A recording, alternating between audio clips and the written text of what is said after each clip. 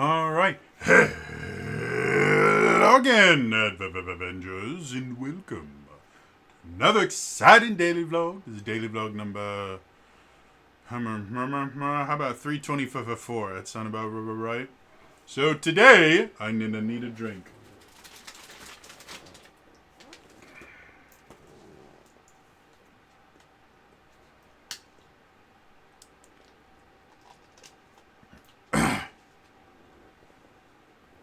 Much better. So,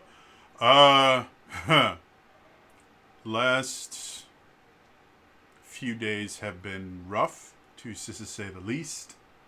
If anyone is unaware, in addition to my many mental conditions, I have this thing called conversion disorder. It means that I can get physical symptoms from psychological problems. And the way it manifests for me, or it has for close to half a decade at this point, is I can basically have a panic attack that turns into a seizure. It's not the same as an epileptic seizure, but it's not pleasant in any way, shape, or form. I had a panic attack on Saturday, turned into a seizure, one of the worst ones I've had in probably over a year, at least. And I've been doing nothing but recovering since then. I'm not great yet. I'm just better than I have been for a few days. And some stuff has been happening that I really wanted to talk about. So, I'm alive. I'm getting better. I'm not great yet. Moving on. Two really big things happened, I think today, either today or yesterday. One, there is a brand new class that you can get on D&D Beyond for D&D 5th edition. It's called, I think it's the Ill Rigger. Is that what it's called? Let's look it up before I call it the wrong thing, or after I've called it the wrong thing. Ill Rigger, yep.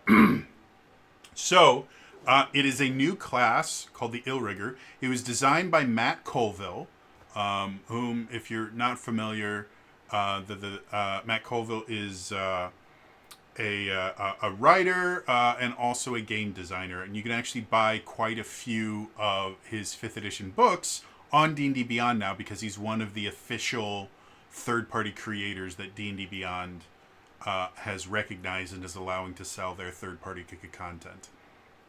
All of his stuff is sold under the name MCDM. That's his company, and yeah, I think it just stands for Matt Colville Dungeon Master. But anyway, the Ill Rigger is basically, from what I've read, I haven't purchased it yet. It's $15 to get it, but it's a brand new class plus 5 subclasses for it.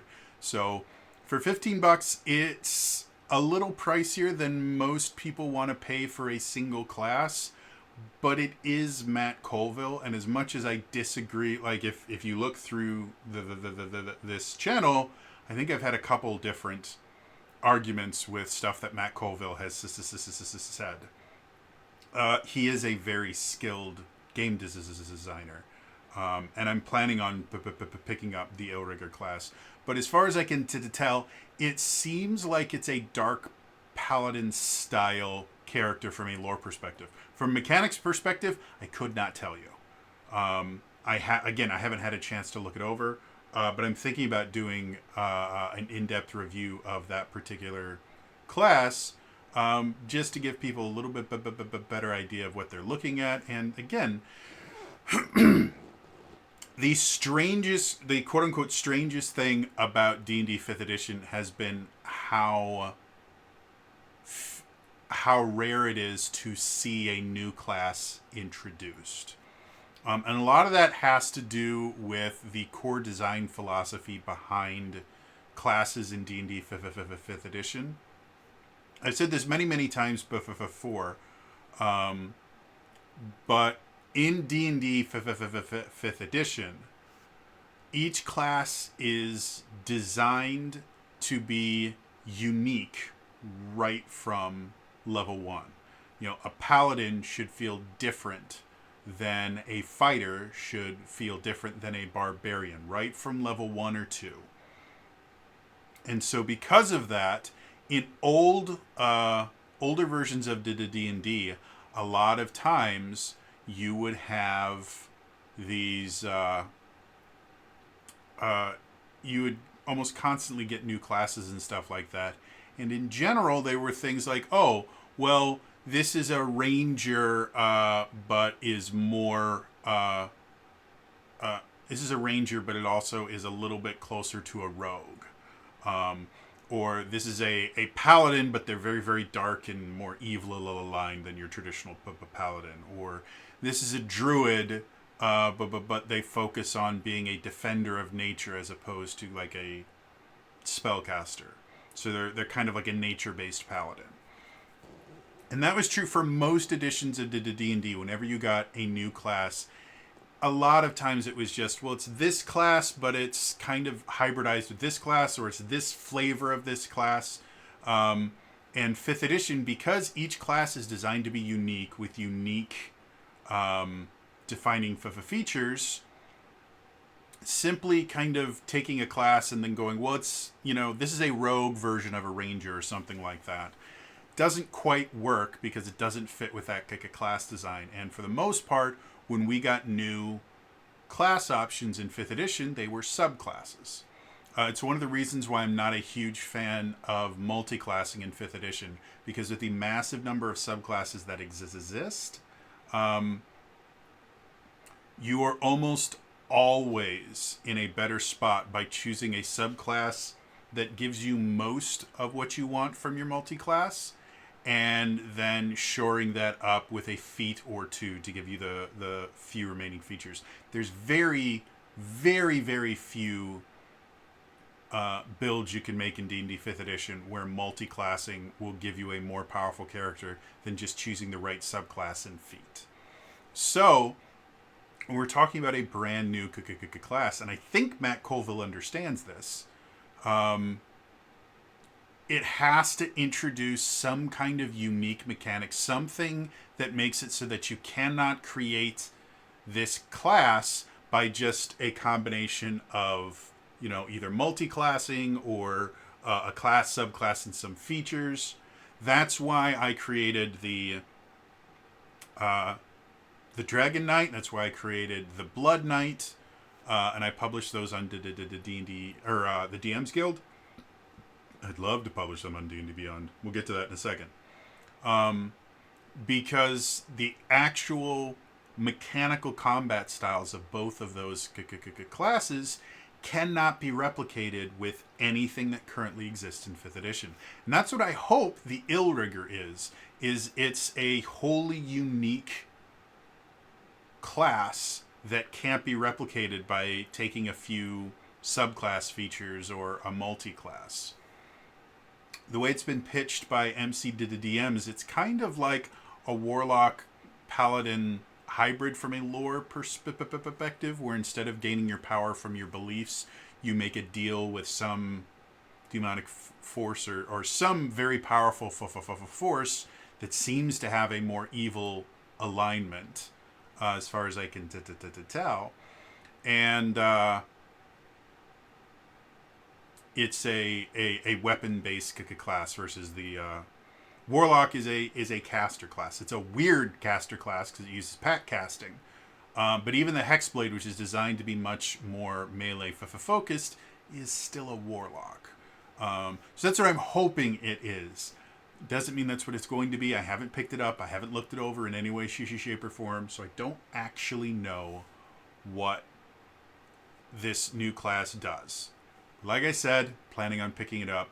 Planning on doing an in-depth review on it, just to give other people a better idea of effectively the second third-party class to ever appear on D&D Beyond. The first one was Matt Mercer's Blood Hunter class.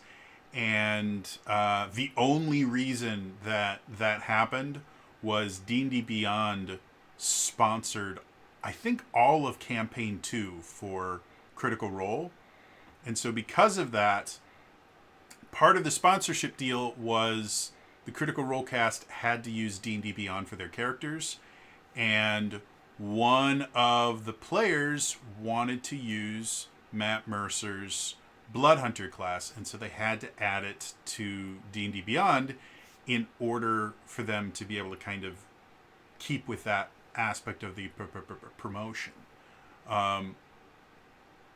So yeah, that's the only reason why you can find the Blood Hunter on D&D Beyond. And something unique, you actually can't find it on the app, the mobile app for D&D Beyond, because the mobile app in and of itself is really just meant to be a place where you can look up information and a place where you can open your character sheet to run a character. But you technically can't build a character using the D&D Beyond app.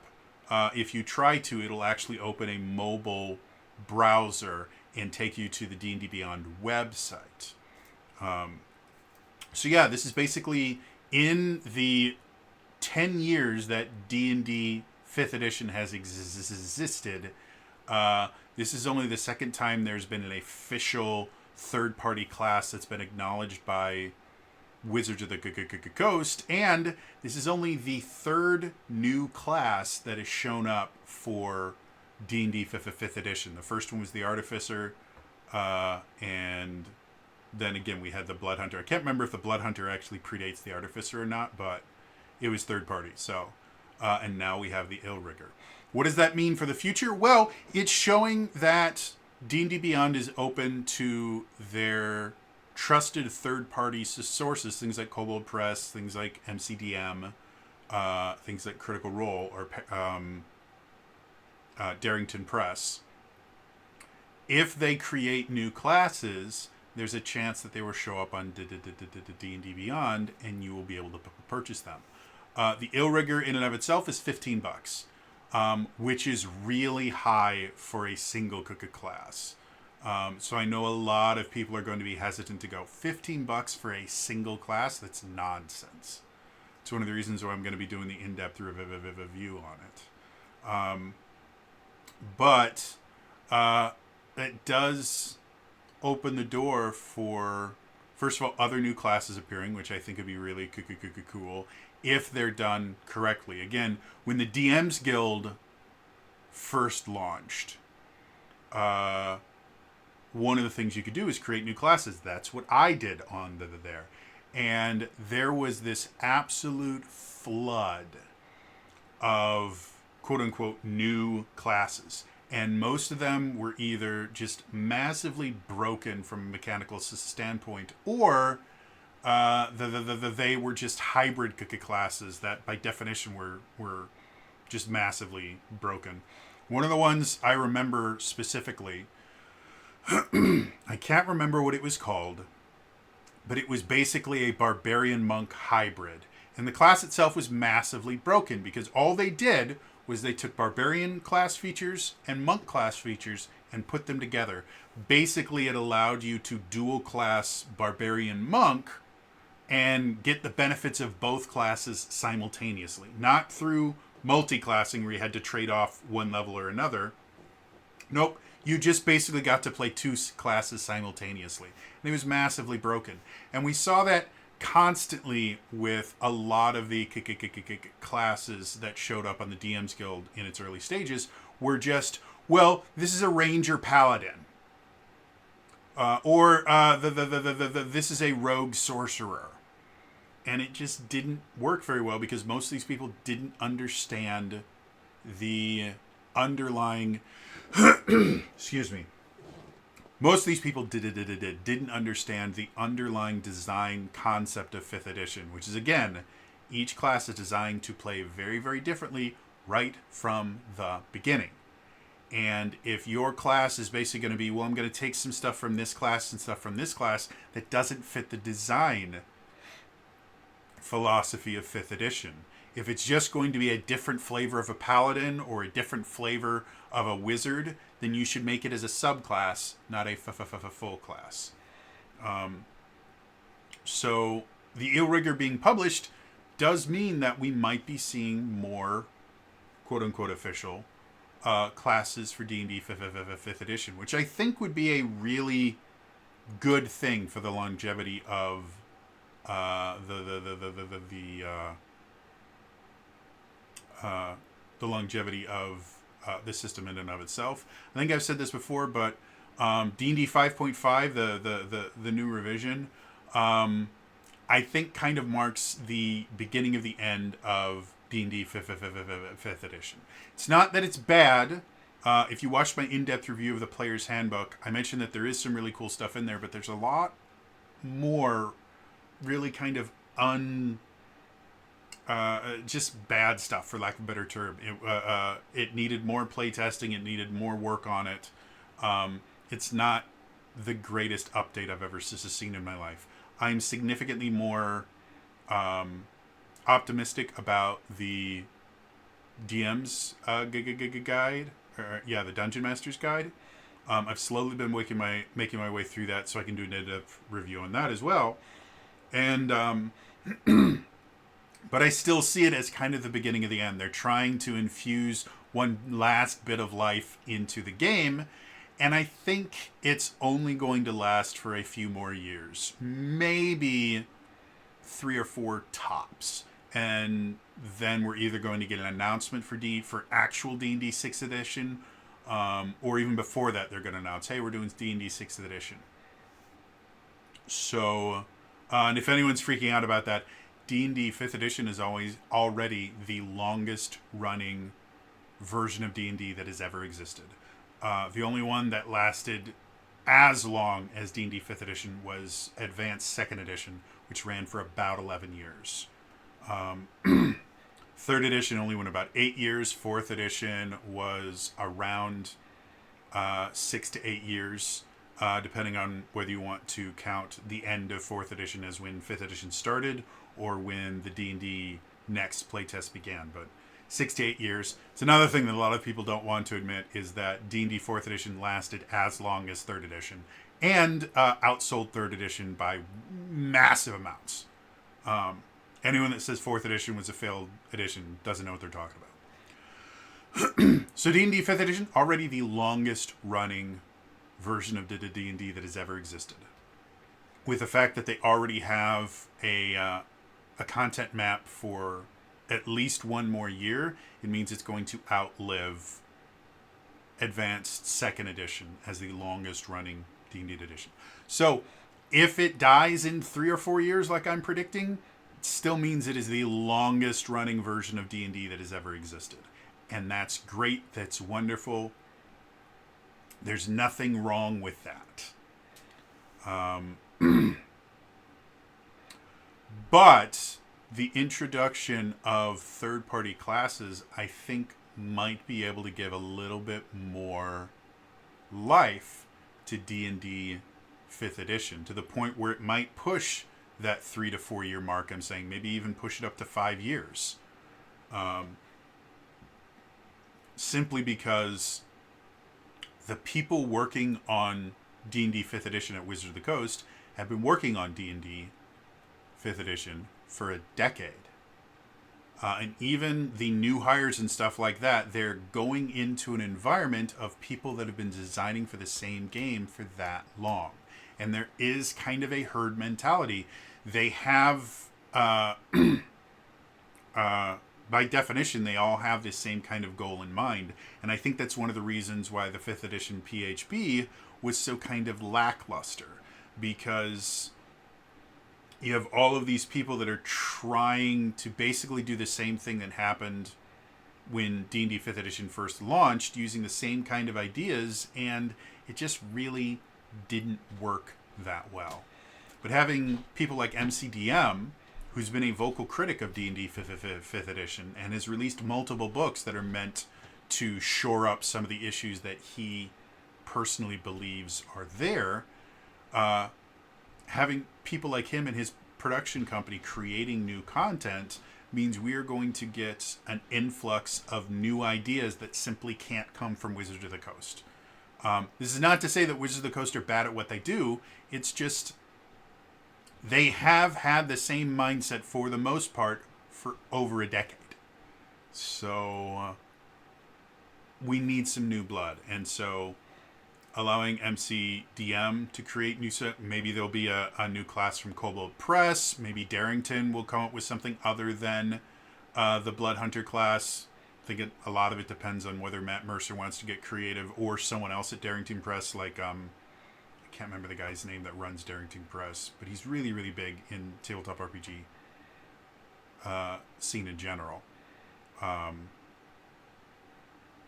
Anyway, it also theoretically opens the door that eventually they might allow homebrew classes on there, which is what interests me.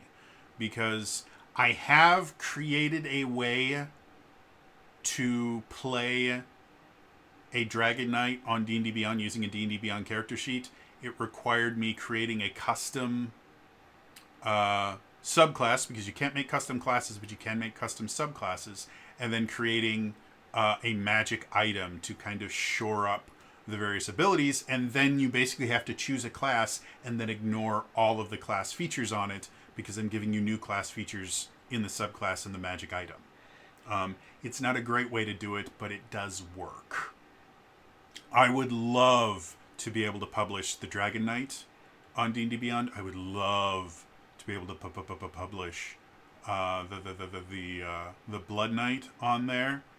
I would love to be able to use both of those classes in D&D Beyond. Whether or not that actually becomes a thing, I don't know, but it makes me excited because it shows that WotC is finally starting to take their hands off the reins a little bit and allow more people the ability to make changes to D&D 5th edition than they have before. The DM's Guild was massive. When the DM's Guild launched, it was the craziest thing I had ever seen. It allowed people not only to publish new D&D content, but allowed them to get paid for it. And that had never been a simple thing. People could get paid. I mean, Pathfinder in and of itself is D&D content, and they did get paid for it. But it was always very, very difficult, and the DM's Guild made it super, super simple for anyone to be able to publish content and get paid for it, and it was massive. So does this mark a new era for 5th edition? Not really. But it could signal that a new era is coming, and that would be very, very cool. So, in addition to that, there's one other real big thing. Got an email today from Renegade. Remember how I said I was super, super excited about the 2 new Essence20 books that are going to be coming out next year? One of them was a Transformers one where they had all the Beast Wars stuff in it. And the other one was the Through the Shattered Grid Power Rangers supplement. Well, the physical version is still coming out in March of 2025. However, the PDF is available now, as in I pre-ordered it. If you pre-order the physical, you get the PDF for free. I pre-ordered the physical, and I have already read through the entirety of the new book. I'm going to be doing an in-depth review on it. The long and short of it is lots of cool stuff in there. Tons. If you are a comics fan, you are going to love this book. If you're not a comics fan, you're probably still going to enjoy the book. Look forward to my in-depth review coming possibly this week, possibly next week. I don't know. I have 3 in-depth reviews to do right now. I've got the Dungeon Master's Guide, got the new Illrigger class, and I've got the new Power Rangers book. And I need to get back on my Essential Essence 20 stuff. I have the next episode of Essential Essence 20. I filmed it a couple weeks ago. I just, with everything going on, I haven't had a chance to upload it and create a thumbnail for it. But it's filmed. It's complete. I just have to create a thumbnail and upload it. So that is coming. I've just been ungodly sick. So Anyway, hope you guys are all excited about that. I'm interested to hear your thoughts. If you've checked out the new Outrigger class, let me know in the comments down below. If you've just looked at the kind of press for it, let me know in the comments down below. If you're interested in the new Power Ranger source book, let me know in the comments down below. All that stuff. Like I said, this was a very, very big eventful day for tabletop RPGs in general. So anyway, that's all for me today. I will see you guys next time. All right? Bye-bye.